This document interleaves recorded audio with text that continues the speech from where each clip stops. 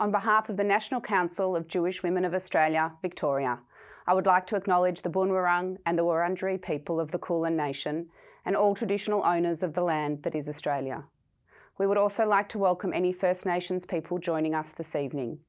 We recognise the traditional owners' continuing connection to the land, waterways and community, and we pay respect to elders past and present and acknowledge their stories, traditions and living cultures.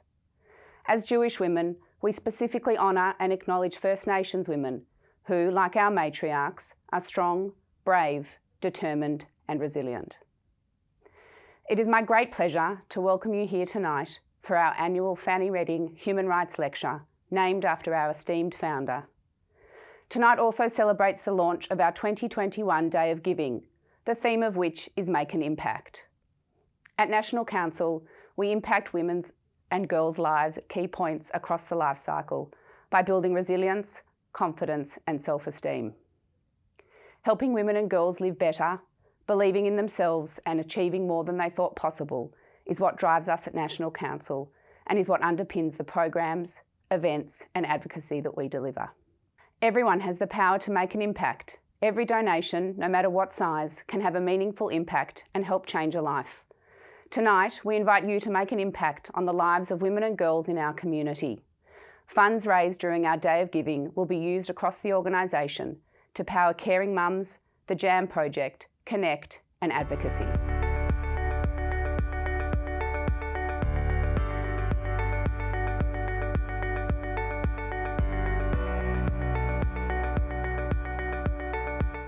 Is one of the many mums who's going to be able to attest to the victory of this wonderful program and what we give to our mothers.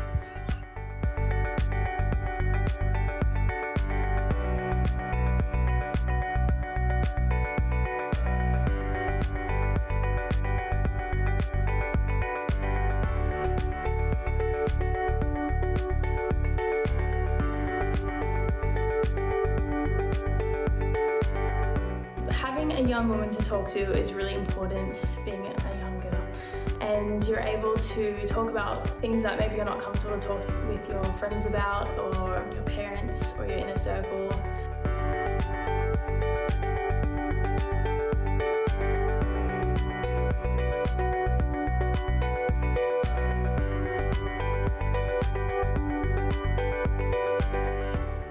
Lots of mums that needed special attention because they had no one to help them, no family, and we provide emotional support for them.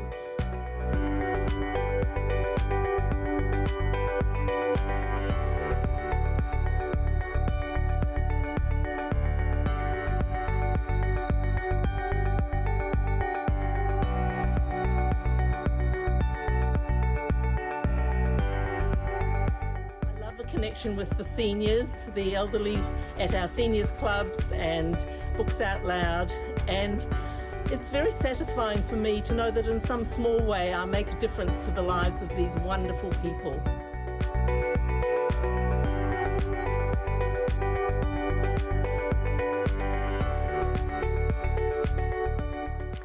National Council of Jewish Women of Australia is founded on fundamental values of human rights and the power of the collective. From its beginning, founded by the remarkable Dr. Fanny Reading, National Council has aimed to serve, in Reading's words, our religion, our people and the country in which we live.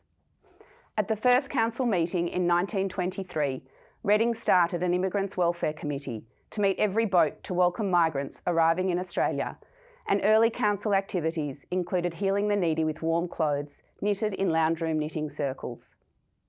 Our Fanny Reading Human Rights Lecture connects us with our founding values and aims to highlight challenges and triumphs in the human rights space. We celebrate the work of the mothers and grandmothers before us and are buoyed by the commitment of the women and daughters amongst us, including our speakers this evening.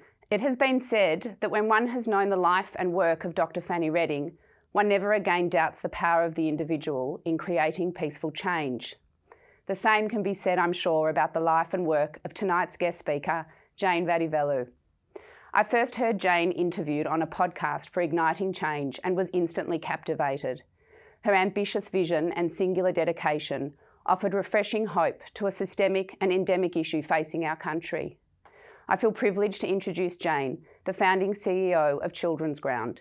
She has a 20-year history leading reform and services provision within communities experiencing extreme disadvantage and trauma.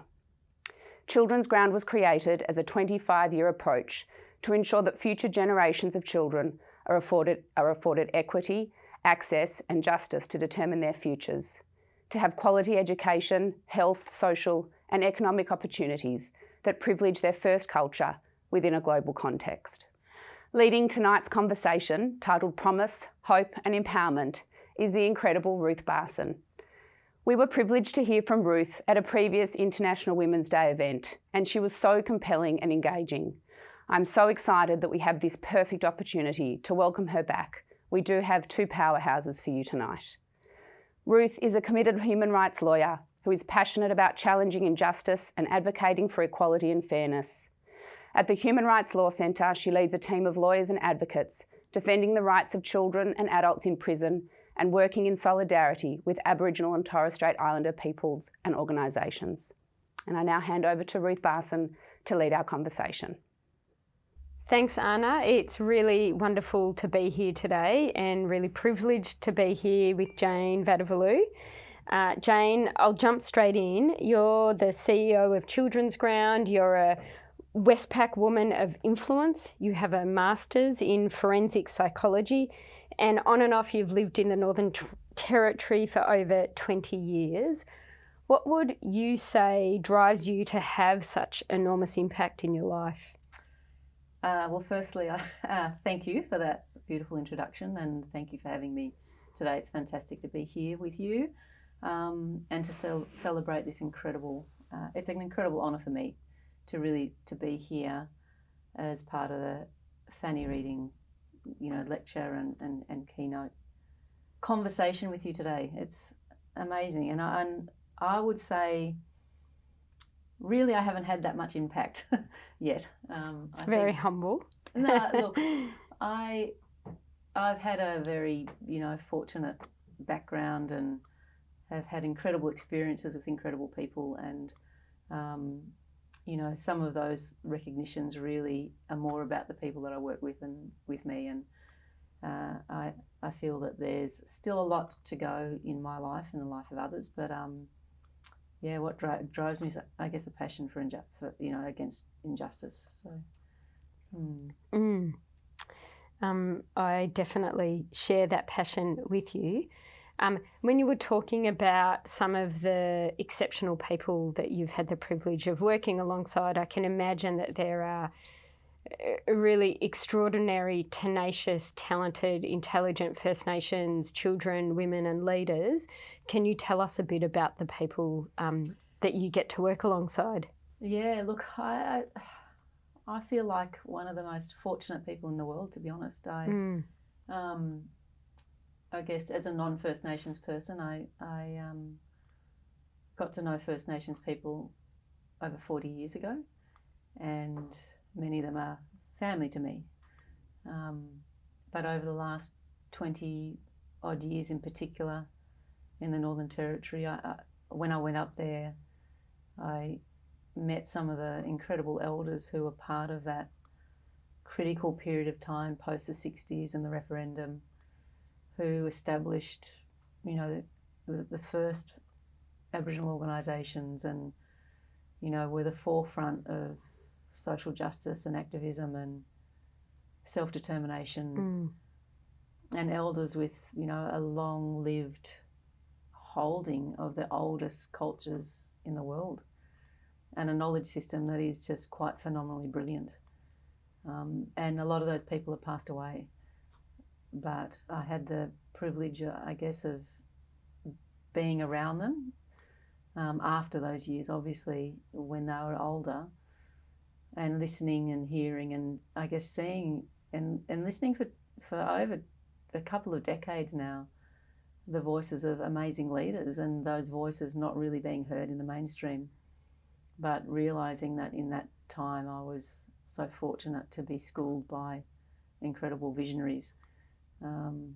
incredibly tenacious people, some of the best leaders that I have ever met in my life. And I've had the privilege, I guess, of meeting lots of people from government, politics, business, and without a doubt, the First Nations leadership is outstanding in all that I have encountered in my life. And that continues today with some of our elders who lead Children's Ground, and my role really is to take their vision, and we work in partnership and to realise what they've worked on, I guess, for their whole lives in terms of achieving justice for their families and their communities and their cultures and their languages.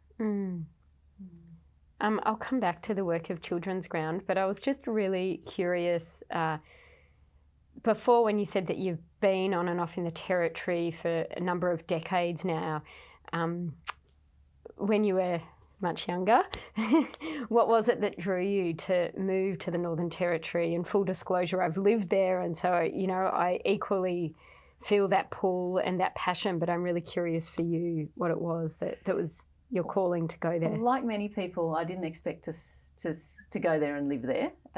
When I was in my early teenage years, so still now today, in most remote areas, there's very poor access to school and secondary education. And that was the case 40 years ago. And some of the young women from a community called Santa Teresa or Latentia Porter outside of Alice Springs came to Melbourne, and my mother was their teacher. And that's where this sort of journey began that led into the Northern Territory. And that relationship was a very personal one. And I got to know and spend some of my early life with some incredible girls who are now women now and who have been part of my life since then. And that relationship came on and off, and they visited and I visited, and we all, I guess, ended up being family for one another. And in my late 20s, my sister kept saying, my First Nation sister kept saying, when are you going to come up? And so I had been working in the prison system and started a forensic psychology company here, and said to the other directors, I'll be back in 12 months. And I jumped on a train and headed up to hang out with people and never came home. So I guess when I went there to live more permanently, the human rights abuses in the Northern Territory continue today and are unfathomable for me in this country. And I guess when I was living there more permanently with people that I know and love, and seeing that impact day in, day out, I couldn't be anywhere else. And it's where I wanted to be, and it's where I continue to want to be in terms of addressing and enduring, serious injustice in this country. Jane, you spoke before about the witnessing injustice, and that drove you to want to stay and remain working in the Northern Territory. Can you tell us a bit about those injustices and the way that they've impacted you? Yeah, so when I went up there and I was working as a psychologist, and I've worked in the space of trauma really for most of the first sort of decade and more of my life in working with people living through trauma. First Nations and non-First Nations people, starting back in the prisons here in Victoria and Pentridge before it was a hotel. But when I hit the Northern Territory, I was so struck by the pervasiveness of the trauma, and that was visible, not just in my work as a psychologist, but on the streets, people with, visible, pain that had been inflicted on them. And when you are a psychologist, they give an incredible gift of people's lives and an intimacy into the trauma that people live. And so I worked with young people at risk. I worked with people who were suicidal. I worked with people who had witnessed murders. I worked with people who had perpetrated murders. I worked with First Nations and non-First Nations. But what I witnessed the most was the impact of the historical racism and the impact of invasion and colonisation on people's everyday lives and how that manifested. And it manifests every day today in interactions that people have, interactions at shops, interactions with police, interactions at hospitals. You know, it's a day-to-day, almost minute-by-minute reality for so many First Nations people even today.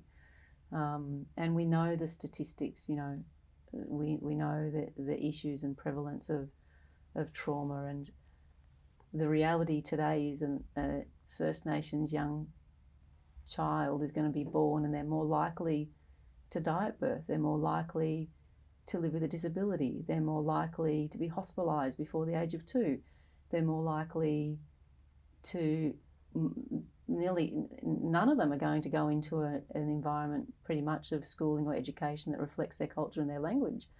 They're more likely to be arrested, they're more likely to not finish school, they're more likely to end up unemployed, they're more likely to live with overcrowding and homelessness, and they're all going to die 10 or 15 years younger than anybody else in Australia. And it's completely and utterly unacceptable, and that is the stress that people live with every single day. And I used to say when I first went up there, I felt like I could feel the blood seeping into the earth of the history of the trauma of this nation. Mm-hmm. And it's something that continues today, and we have a responsibility to rectify that. Mm. And when you mentioned before around the systemic racism, the historical and ongoing impacts of colonisation, we've talked before about Children's Ground very much taking a strengths-based approach and adopting a radical and 25-year vision for rectifying inequality and championing justice. Can you tell us a bit about how Children's Ground takes that very visceral, historical and ongoing trauma and turns that into a really visionary and impactful organisation and area of work? Yeah, look, I think, you know, with all of that pain and trauma I talked about, the residing experience was strength and power of people, and the dignity and generosity of spirit, and that within these lands as well are the oldest living cultures in the world, and, you know, really a phenomenal knowledge system, like absolutely spectacular, from governance to health systems, legal systems, education systems, you know, the way you are with the land and sustainability, and, you know, those systems of knowledge sit within First Nations cultures and have evolved for over 65,000 years, and they really are simply brilliant. And we, in Australia, they're still lived truths. And so whilst, you know, I talk about all of that pain, all of the people that I worked with, nobody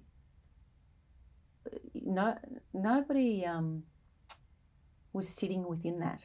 You know, people would be looking forward to the future. People would be always looking to how to resolve and make things better for the next generation. And I've learned so much from First Nations people around dealing with health and mental health and well-being, and systems of sorry business and practices that are strengthening and healing, and are all about well-being and all about collective well-being, and none about the individual interest. And within that, there is a really serious base of law. So Children's Ground really emerged from those systems of knowledge and those systems of practice, and the voice that First Nations people have been putting out for decades, you know, well before Children's Ground. There's enough information out there to know what First Nations people have been calling for and asking for. And we were, I guess, in a fortunate position where we were able to stop and imagine a completely different way of doing business. And I guess we'd been around for long enough where we'd established certain initiatives and, you know, government policy, government practice, insufficient funding, top-down approaches, focus on crisis and short-term piecemeal, all of that. we realised that what we were part of was this merry-go-round that was never going to shift the status quo.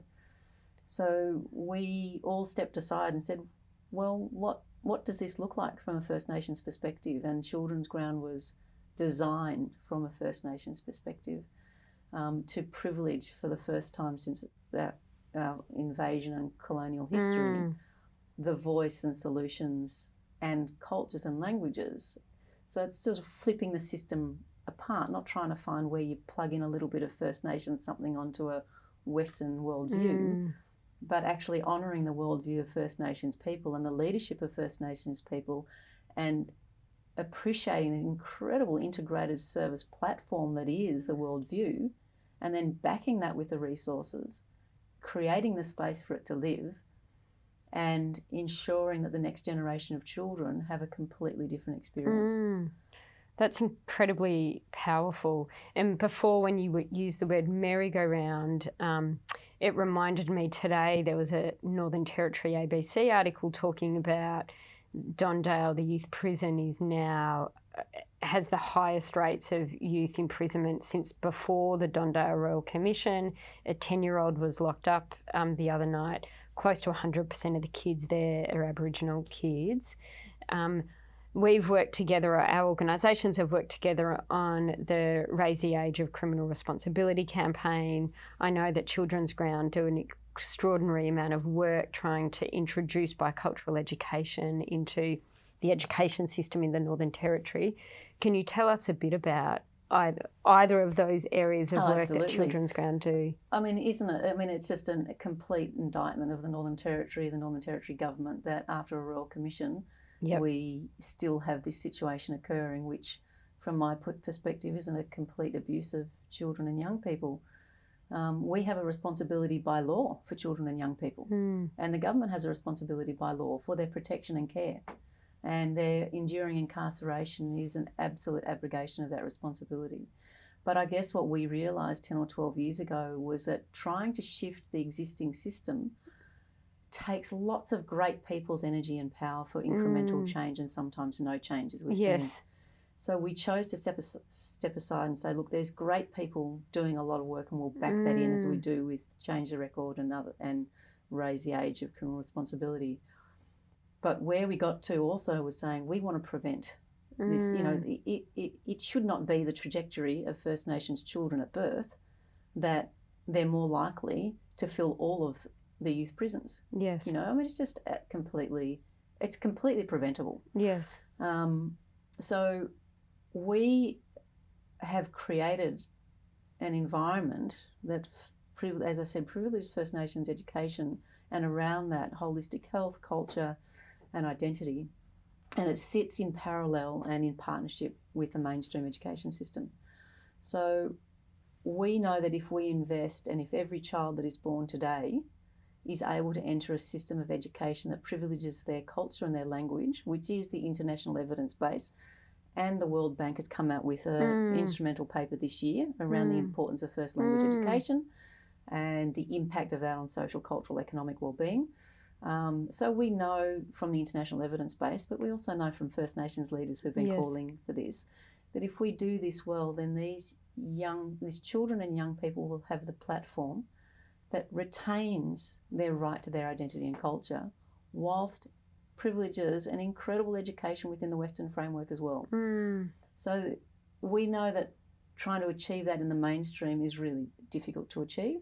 And so what we're doing is putting that in place ourselves as a system, and we're evidencing that. And we have a National Research Advisory Group, and we're about to launch it's our second evaluation, but our first evaluation in Central Australia on Human Rights Day on the 10th of December. And it's showing a trajectory that defies what we've seen in Closing the Gap. You know, in the Northern Territory, where they've struggled with early childhood education, we have hundreds of kids in early childhood education privileged through their first language and culture, and learning through both cultures. We have, you know, the employment rates in the Northern Territory for First Nations people have gone down, not up, over the last 10 years. And at Children's Ground, we've had, of our First Nations employees, so across the board, we've employed a couple of hundred First Nations people in Central Australia over the period of that evaluation, 59 First Nations people, over 80% were unemployed at the time that they began working. Over 30% had never worked in their lives. And they are our leaders, they are our educators, they are our evaluators, they are our health practitioners, incredibly talented human beings. So what that means for young people, and again, the Northern Territory has the highest suicide rates of any jurisdiction. So what does it mean for kids and young people? They are waking up each day and coming into an environment where their families are working, their families are leading, they see governance, they feel their language, they experience their culture, they're connected to their country, and they feel the privilege of that. And so their norm is something that's completely new. And that creates, we know worldwide for First Nations people, the risk factors for suicide, and we know the culturally protective risk, factors that prevent suicide. So we're putting all of those things in place, and that's being put in place by First Nations people who've, in any other report, described from a complete deficit worldview. Yes. And Jane, it really strikes me that when we're talking, what you're saying seems so imminently obvious and apparent that if you embed culture and identity, if you approach First Nations people from a place of genuine attempts at decolonisation and genuine attempts at empowerment and from a strengths-based model, that the results will be fundamentally different. Why is it such a struggle with government to get government to see how obviously valuable this approach is that Children's Ground is taking? And I guess I guess what I'm saying is, why is it that you need to describe yourself as radical rather than mainstream? We say that. We know that we'll have success when we're not radical anymore and we are mainstream. And that time will come. Look, we're one organisation of numbers around the country that are doing amazing things and privileging this way of working. And there's a growing body, and the next generation of First Nations young people around the country through social media that are emerging, and and you see it in climate action, in SEED, and all sorts of groups. You feel this groundswell of change. So it won't be something that's on the sideline. It will be something that's front and centre. But I think governments are really stuck in an old frame, and we see it at a federal level. We get federal support, which is fantastic, but it's hard fought, and it's not at the level that we need it. And but we knew that we were stepping into a difficult space that was untested. And William, our chair, who is an incredible First Nations leader, always says we're in the business of hope, and we're creating a pathway that hasn't been laid before, and we have to evidence that. I'm very pragmatic about the fact that governments will listen to media, money, and sometimes evidence. So if we... And power. Yeah, and power, that's right. It's money. Yeah, so money. So if we can evidence the approach, if we can show the savings to government over time, if we can compel media interest in what we're doing to say it is possible, that this is preventable, and the human rights abuses are unjustifiable, then maybe over time we can see change. But we're really struggling with the Northern Territory government. They're not that keen to support the work that we do, and we hope that will change over time. We continue to reach out to them. We come from the Northern Territory as a Northern Territory response by Northern Territory First Nations people. So we hope in time that they will embrace us as a really key partner and someone to walk alongside. Yes. Jane, I just wanted to circle back. You talked before about how critical to Children's Ground work it is to centre the importance of culture and identity.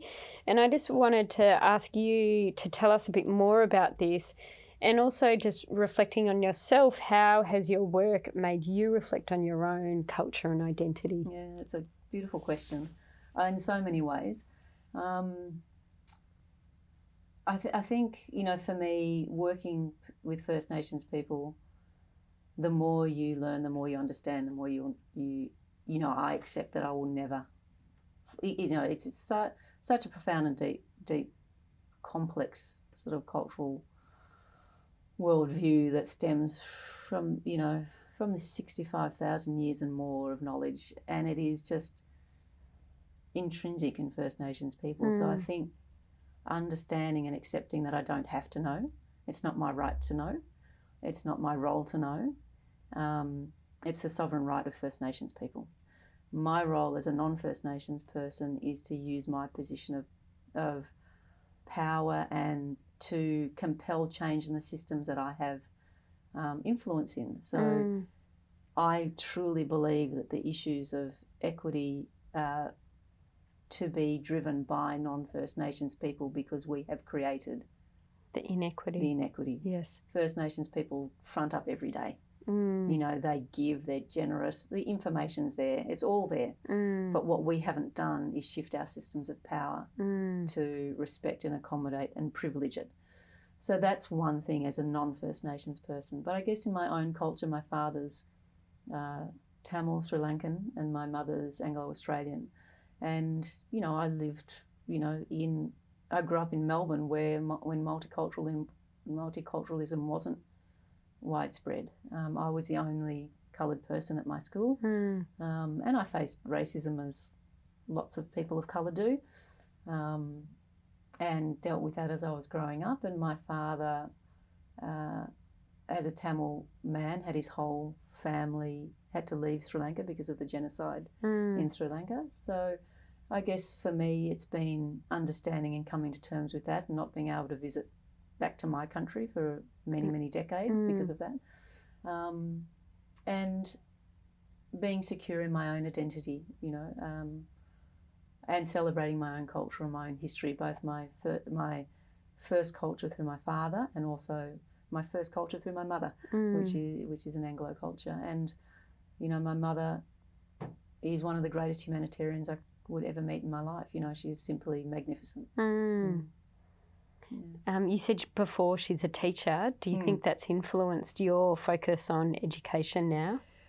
Look, I think so. I mean, the beautiful thing is that she, you know, she taught the women that I now lead Children's Ground with, which is really incredibly beautiful. Yeah, it's really fantastic. And I think so. But more so, she was a complete champion of, you know, I won't even say human rights. She's just a humanitarian. We grew up in a household and a family that was open to everyone and had regard for everybody equally, and you know, never saw, you know, understood the position of power and privilege and the right of voice and dignity of all people, and that was the greatest thing my mother championed through my life. And do you think if you could revisit your younger self at this time, this is what you thought you would be doing with your life? Absolutely no, not at all. And I had no idea. I probably didn't even know 12 years ago that this journey would take me through into Children's Ground and the work that we're doing today. So I'm not someone that has ever planned my life in that way. I've sort of taken the journey and followed the path that comes before me, and really, you know, in this time I was very compelled and felt a deep responsibility to the voices of a lot of the elders who I had the privilege of knowing and have watched so many of them pass away. And my sort of sense of responsibility, I guess, to honour the vision that they have and they had for the next generation of children. And on that, what would success look like for Children's Ground and also for you personally, if you could fast forward 25 years? Yeah, absolutely. You know, people say, oh, Children's Ground's wonderful and Children's Ground's done so much. And I say, look, it is, it's great, and all of the foundations are there, but we will not know that it's successful for another 25 years. I've been around long enough and been involved with enough initiatives to see the power in those things, but not necessarily the sustainable, deep, profound change that we need to shift the status quo. And we didn't start this as a program, we started this as a systems change movement. So our success would be in 25 years when the next generation of children are born and they're are no barriers and they have complete freedom culturally, in their identity, in their rights to access education, health systems, knowledge systems, without fear, to be completely enabled in the economic reality of the Western world and to have complete power in that on their terms, without having to compromise their language, their culture and their identity. Because right now we say you can be part of this world if you colonise enough. Yes. And that's not just for First Nations people, that's for people of colour. That's one of the things I understand about identity is that, you know, to succeed in the mainstream, there are parts of yourself that you have to put to one side. And what I would like to see in 25 years is any child from any culture, from any religion, to have a freedom of who they are, to be who they are without compromise, and to be able to enjoy the incredible opportunities that are part of Australia. That's really powerful and incredibly beautiful. And just on that, as a woman who's a CEO, I imagine there's lots of times that you feel like you can't bring your full self to the many worlds in which you need to walk. You know, this is an event for the National Council of Jewish Women. How do you, I guess, come at not being able to bring your full self to the role of being a CEO? Even the CEO, the title in and of itself is something that, you know, is very Western and patriarchal. Yeah, look, it's funny. I know I have that title, but I don't see myself in that way. Okay. And I think particularly, you know, as a woman of colour, and when I had children, you realise you have to compromise everything that you dream of. That you can't be the best mother and you can't be the best CEO, you can't be the best psychologist. You have to be the best you can at any point and in any moment that you are in any part of your life. And I think for a lot of women, as it does for me, it grates because I can see all of my deficiencies in each of those things in terms of where I'd like to be. But what I say to other women is, you know, and I'm probably a bit harder on myself, is to celebrate what you can do and what you can achieve in those times. And, you know, I think, you know, in the context of this this event and this evening and this talk, to celebrate First Nations women who I just, you know, have grown so much with and learnt so much from. And M.K. Turner, who's a celebrated elder of the Aranda Nation, who I've known now, and I've known her family for 40 years, and she is she's phenomenal, knowledge holder, law woman, published author, linguist, holder of languages, but she gives generously all the time, and elders never retire, they become more important. And I think that recognition of the wisdom of elders and the role of elders and the role of women in holding the foundations for families, communities. You know, I think about June Oscar and the work she's done at the Human Rights Commission with her, you know, a really critical report on First Nations women, Wayani Utangani. And I would commend everybody to read that report if you really want to hear the voices of First Nations women. But for me as a CEO, I aspire, I guess, to the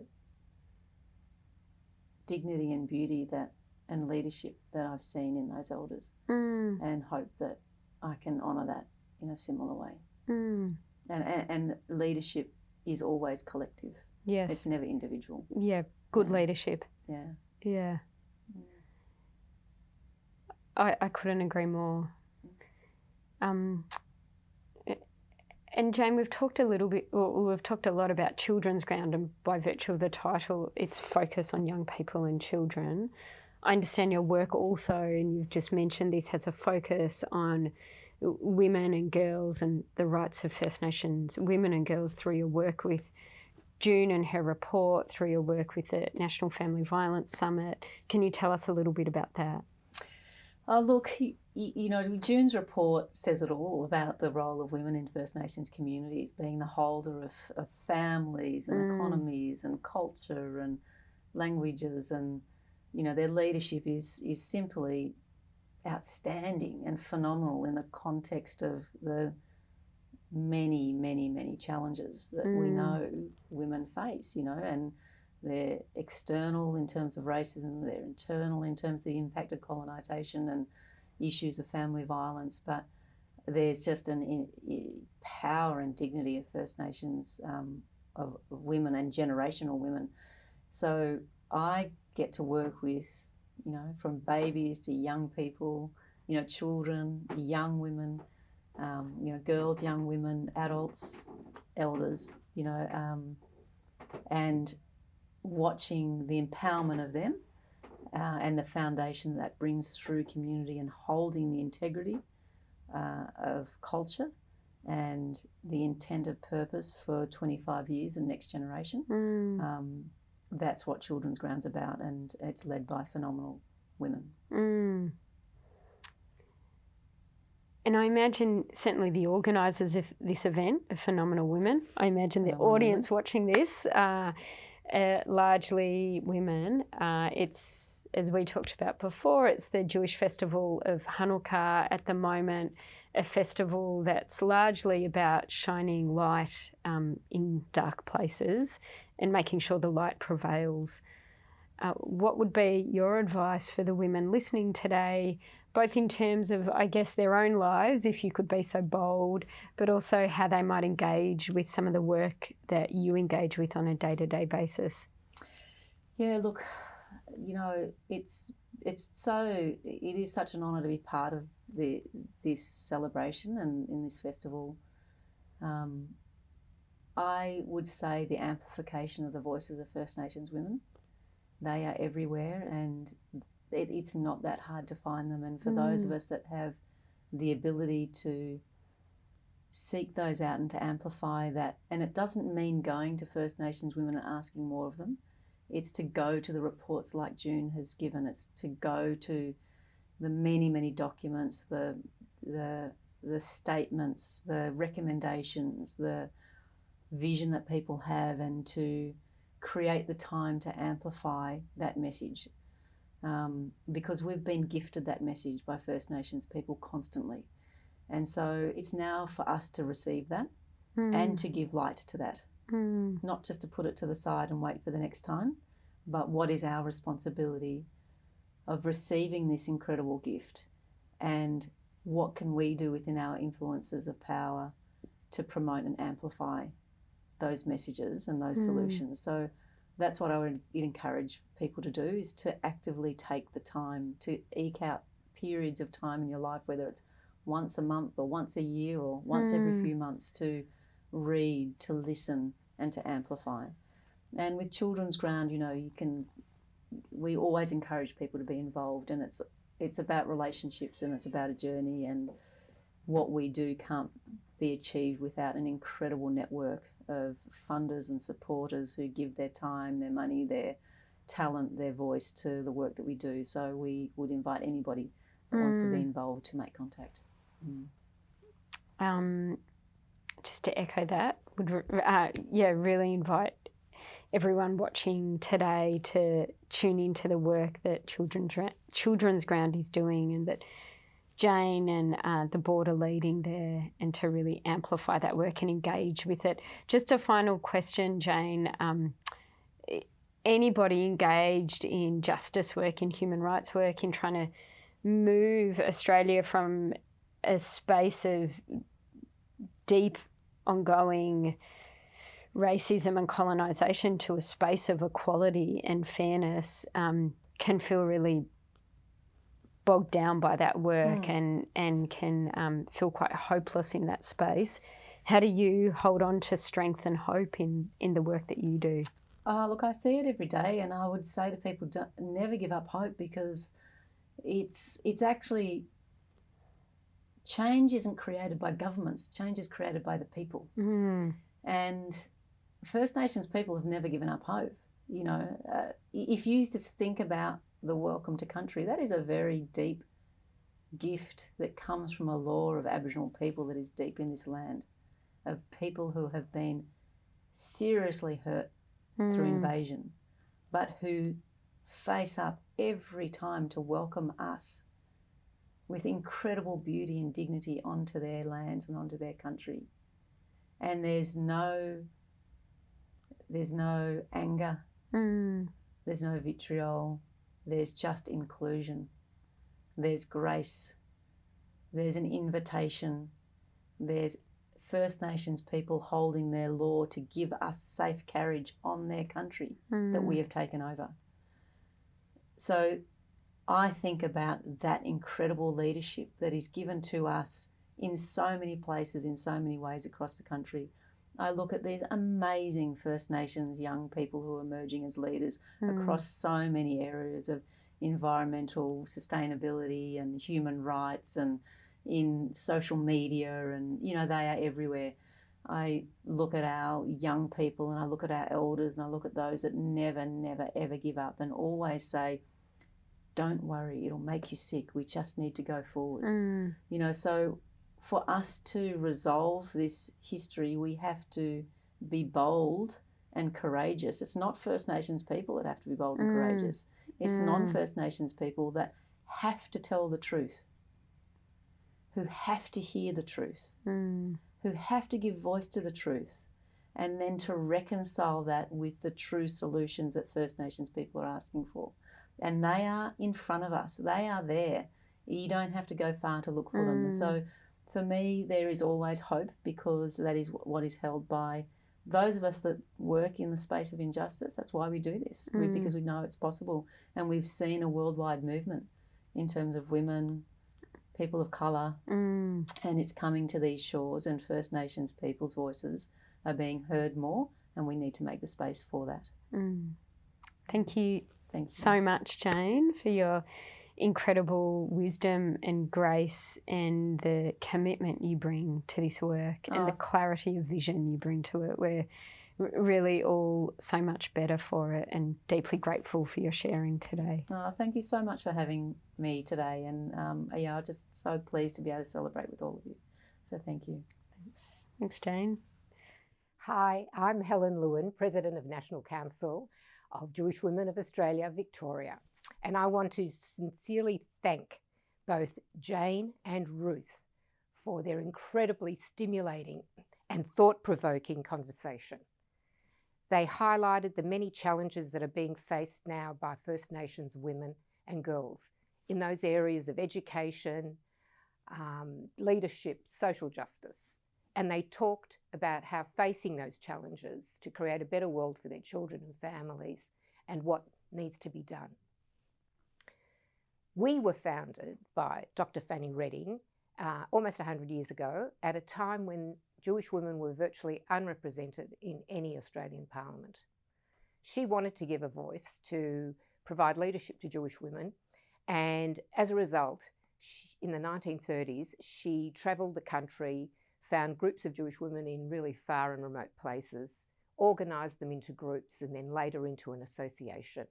So their voice could be heard, and she thereby created a model for community leadership. As Anna said earlier, she set the fundamental values of human rights for our organisation. And we are committed to the empowerment of women and girls and to advancing gender equality.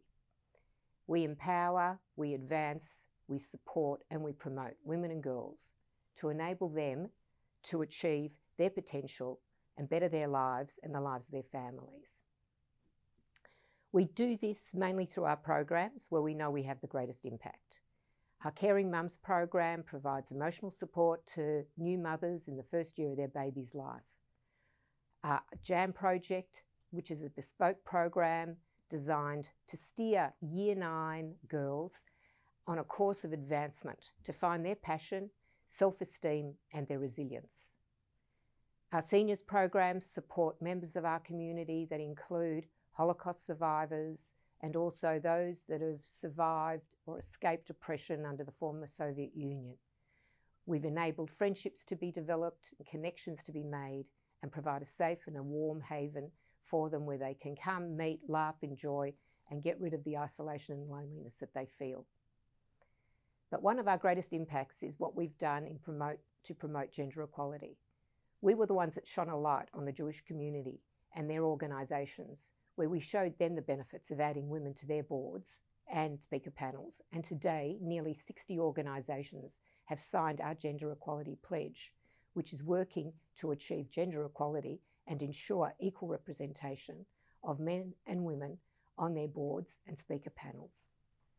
For nearly 100 years, we've improved the lives of women and girls, and our impact has been felt through the generations of women that have come before us. Our annual Day of Giving is now live. Everyone has the power to make an impact. Time for you to make an impact by donating now. Every donation you make is tripled through being matched by our generous donors, and the funds raised from your donations will power our programs and activities. Every donation, no matter what size, will have a meaningful impact and help better the lives of women, girls and their families. You can go now to our website, make a donation, and every donation, no matter how big or small, will make that impact. Once again, thank you for joining us this evening, and we look so forward to seeing you in person in 2022. Happy holidays, and please donate now.